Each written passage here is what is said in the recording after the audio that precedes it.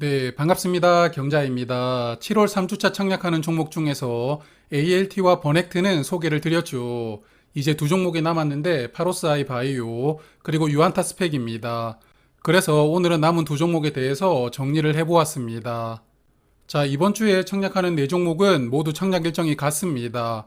월요일과 화요일에 청약을 하고요. 목요일에 환불되는 일정입니다. 그리고 오늘 말씀드리는 두 종목은 7월 27일에 같이 상장하는 일정인데요. ALT까지 총 세 종목이 같은 날 상장하게 되었습니다.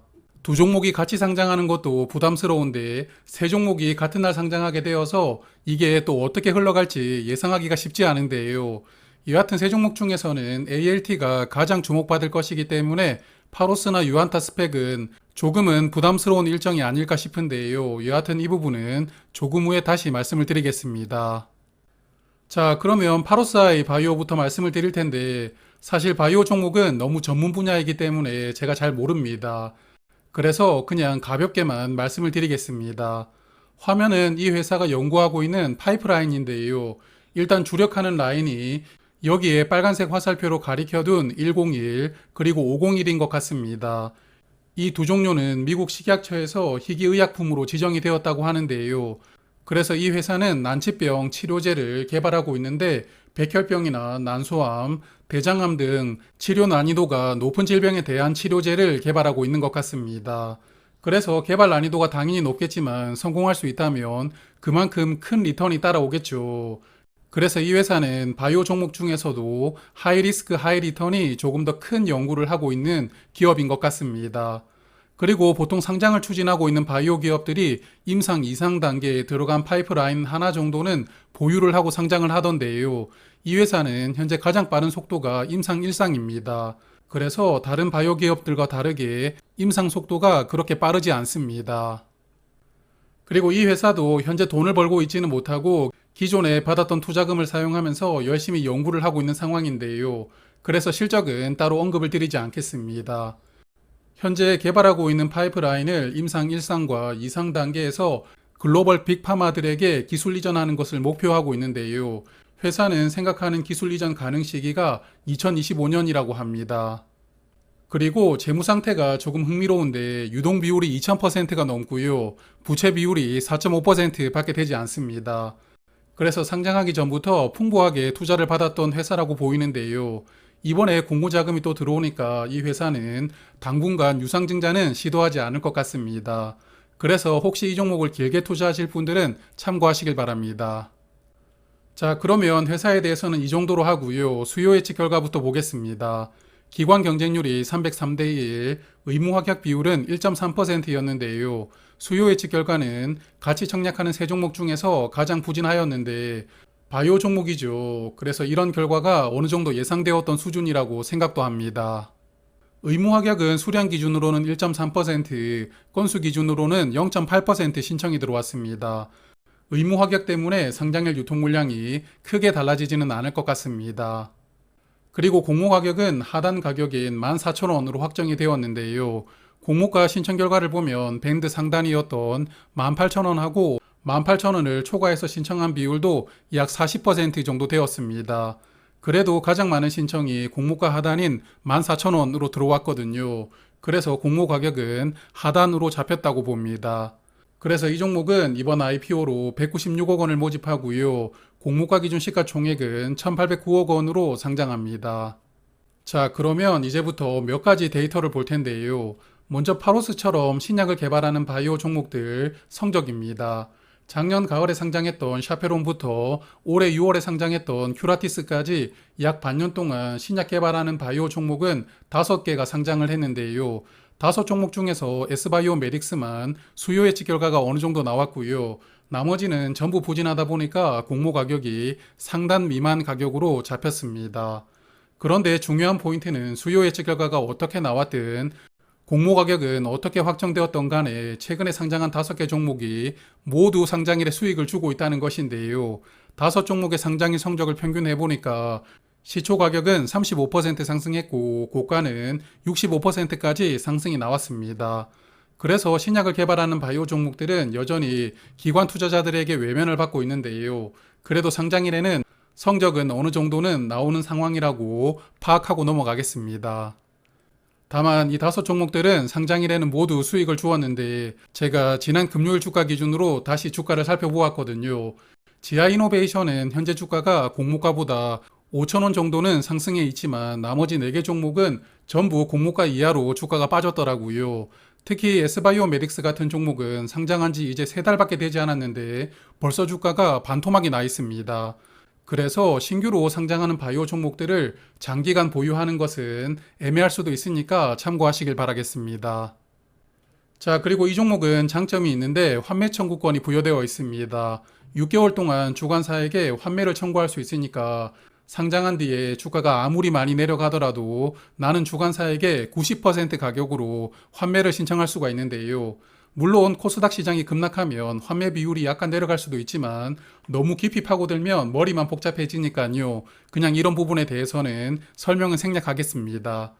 여하튼 이 종목은 공모가가 14,000원이지만 환매 청구권을 행사하면 주관사는 12,600원에 이 종목을 사줘야 하는 권리가 부여되어 있는 것인데요. 그래서 상장일에 손실이 나오더라도 최대 10%까지만 손실이 나올 수가 있게 됩니다. 환매 청구권은 타인에게 주식을 출고하면 권리가 사라지거든요. 그래서 매매를 편하게 하시려고 가족 간에 주식을 모으지 않으셔야 됩니다. 자, 그러면 두 번째 데이터를 살펴볼 텐데요. 21년 이후로 환매 청구권이 부여된 종목 중에서 기관 경쟁률이 1000대 1 이하로 나왔던 종목들입니다. 수요 예측이 부진했던 종목들이라고 볼 수가 있겠는데요. 올해는 환매 청구권이 부여된 종목 중에서 기관 경쟁률이 1000대 1 이하로 나왔던 종목은 없었고요. 21년에 3종목 그리고 22년에 4종목이 있었습니다. 이 7종목의 상장일 성적을 보면 시초가 기준으로는 3종목은 손실을 주었고요. 종가 기준으로는 4종목이 손실이었습니다.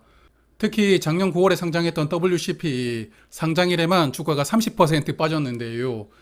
물론 환매 청구권이 있었기 때문에 권리를 행사했다면 손실은 10%까지만 나왔겠지만 여하튼 환매 청구권이 있다고 해서 수요 예측 결과가 부진한 종목이 상장일에 무조건 수익을 주는 구조는 아니라는 것을 말씀을 드리고 싶었습니다.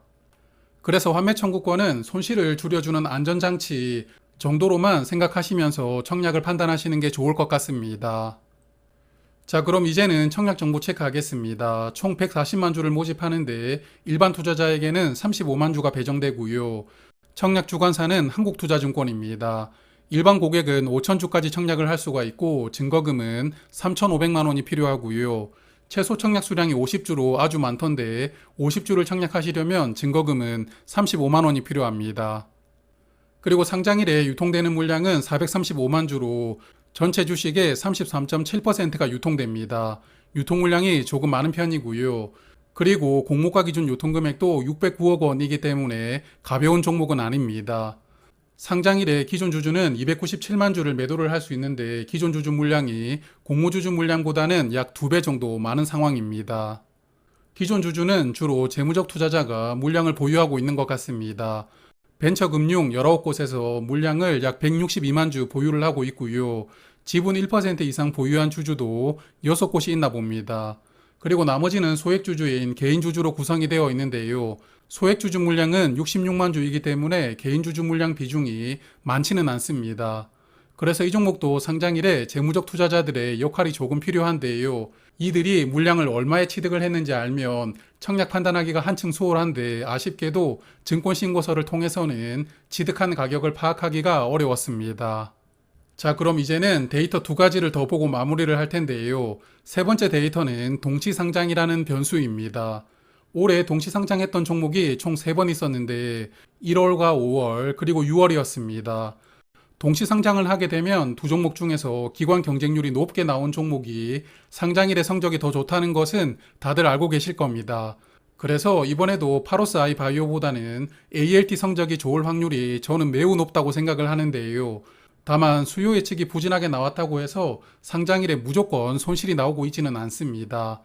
1월에 상장했던 TEMC는 시초가가 공모가 약간 아래에서 시작을 하긴 했지만 이후에는 18%까지 상승이 나왔고요. 5월에 상장했던 CU박스는 시초 가격은 공모가 이상에서 출발을 했었습니다. 그리고 6월 마지막 날에 상장했던 오픈돌 완전히 대박이 나왔는데요. 시초 가격은 29% 상승해서 시작을 했고 이후 1시간 동안 주가가 꾸준하게 올라가면서 무려 210%까지 상승이 나왔습니다. 이날 오픈롤이 알맥 수급까지 일부 가져가는 흐름이 나왔던 것으로 보았는데요. 그래서 ALT와 파로스 아이 바이오도 시작은 ALT 쪽이 좋겠죠. 하지만 이후의 흐름은 결국 뚜껑을 열어봐야 알 수 있다고 생각을 하고요. 게다가 스펙도 지금 같은 날 상장하니까 수급은 크게 세 갈래로 분산될 수가 있는데요. 그래서 상장일 흐름을 예상하기가 더욱 어렵다고 생각합니다. 그리고 마지막 데이터는 최근에 상장했던 종목 중에서 기관 경쟁률이 1000대 1 이하로 나왔던 종목들입니다. 수요 예측 결과가 저조했던 종목들인데 3월부터 6월까지 총 8종목이 있었는데요. 시초가 기준으로 보면 4월에 상장했던 토마토 시스템, 그리고 6월에 상장했던 나라셀라는 손실을 주었습니다. 그리고 나라셀라 이후에 상장했던 큐라티스, 프로테옴텍, 그리고 오픈롤은 수익을 주고 있는 상황인데요. 그래서 최근에 공모주들은 수요 예측이 저조하게 나왔더라도 수익을 준 종목이 더 많았다. 이렇게 정리를 해볼 수가 있겠습니다.